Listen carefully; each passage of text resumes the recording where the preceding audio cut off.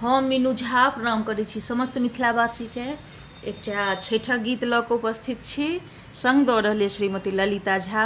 धन्यवाद। जय मिथिला, जय मैथिली। हमरो के पार लगैया परमेश्वरी मैया, हमरो के पार लगैया परमेश्वरी मैया।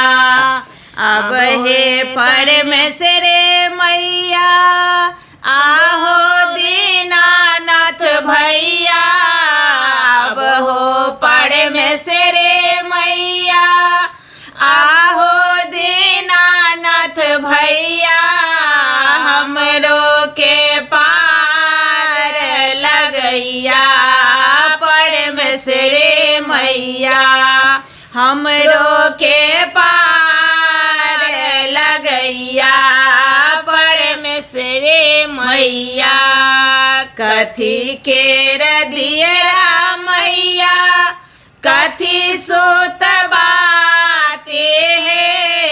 कथी के दियरा मैया, कथी के बाते है। कौन छाल सबैया परमेश्वरी मैया, हमरो के पार लगैया परमेश्वरी मैया।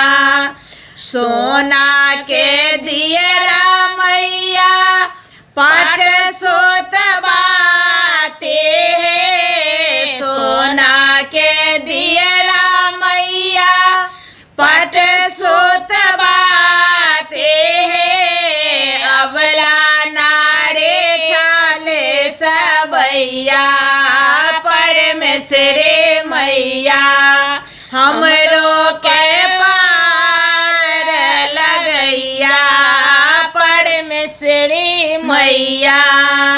कथी के नैया मैया,